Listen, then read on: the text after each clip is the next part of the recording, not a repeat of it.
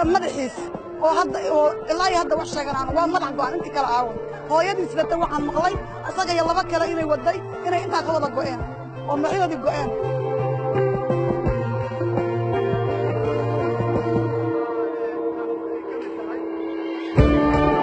xasuuq ma tabamaysa oo aan loo meel dayin oo tii ugu xumayd 27 sano oo madaxi gaar loo duugay oo intii kala gaar loo duugay wax dhacay ma aha wax loo dul qaadan karana ma aha